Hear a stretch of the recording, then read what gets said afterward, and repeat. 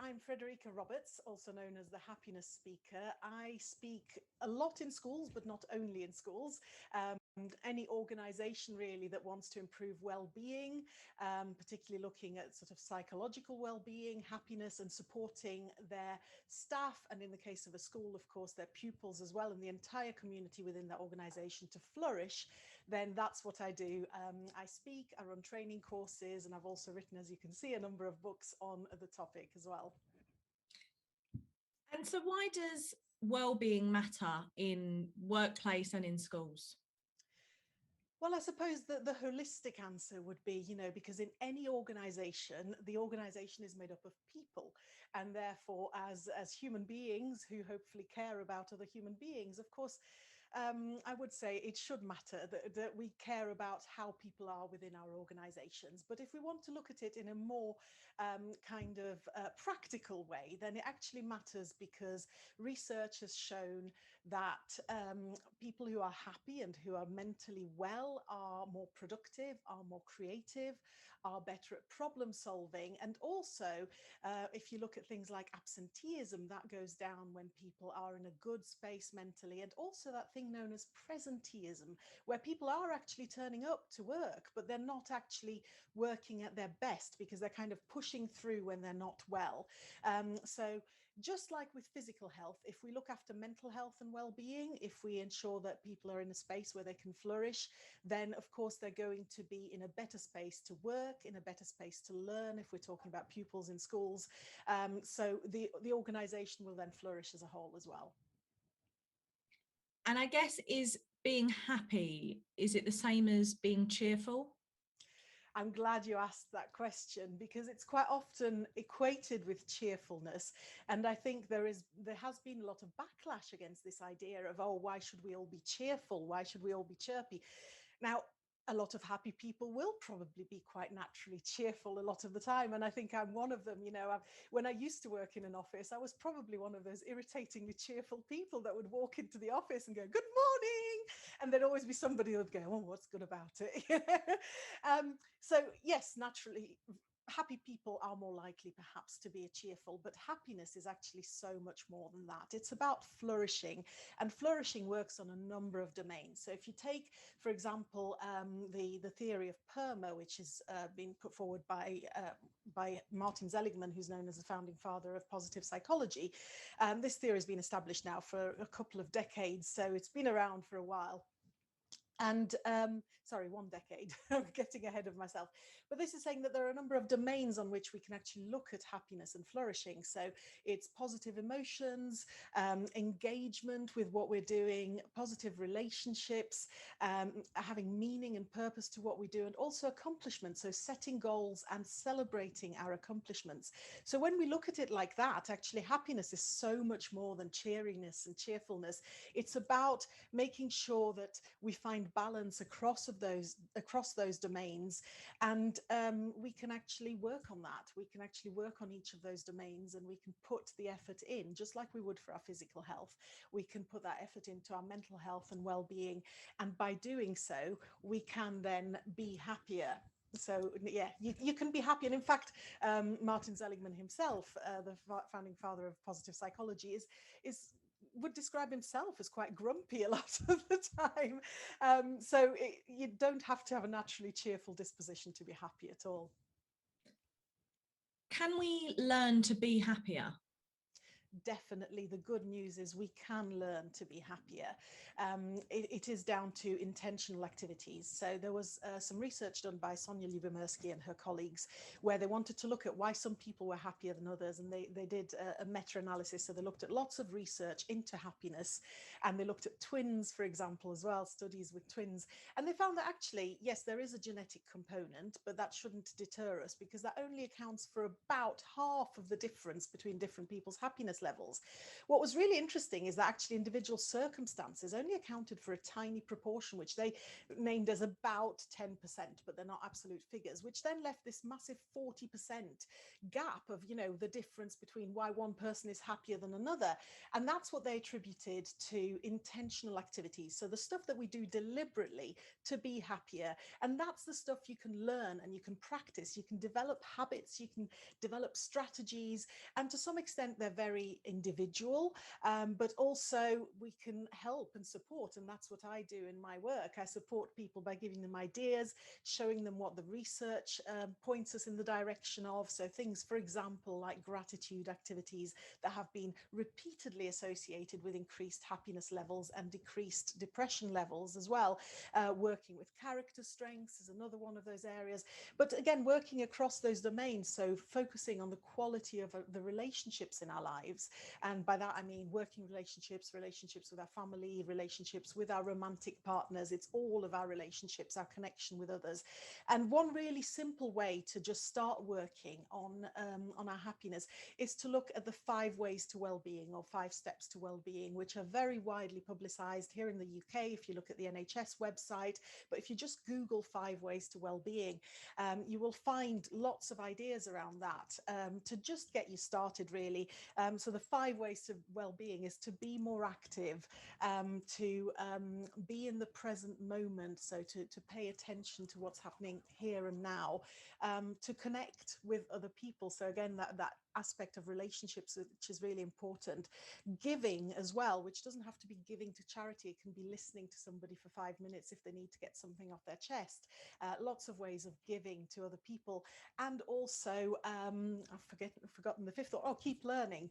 So, keeping our minds interested and active by keeping on learning. And again, it doesn't have to be, going the whole hog like I'm doing at the moment, doing a doctorate in education.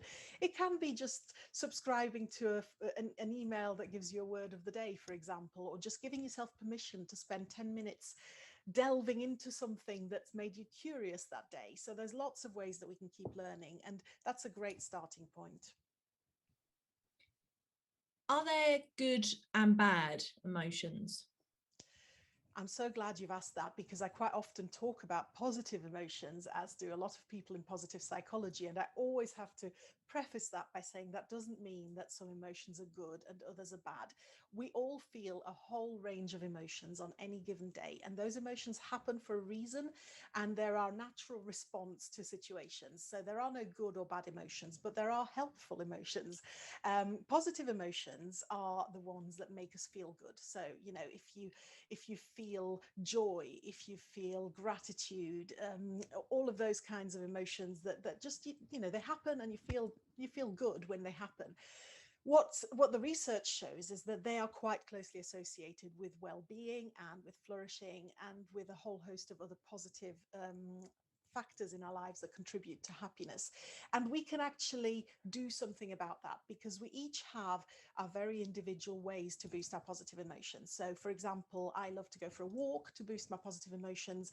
I also love to sit in the sunshine. I'm thoroughly Italian in that way. I have to bake in the sunshine, which is lots of other issues around that in terms of physical health. But that is, a little dose of that sunshine and vitamin D is a great thing for me to boost my emotions. And the other thing is, you always know if I'm quite stressed, because I go in the kitchen and I start cooking and I start making batches of pasta sauce and stuff.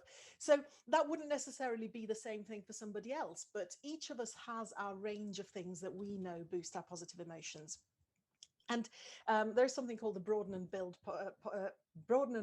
theory of positive emotions by Barbara Fredrickson, that says that actually, if we kind of overpower, all our emotions with positive emotions, so even if we're having a really rubbish day, we can just do more activities to boost our positive emotions, which can even be like watching a 1-minute video that makes us laugh, or anything really quick and sharp, but just lots and lots throughout the day.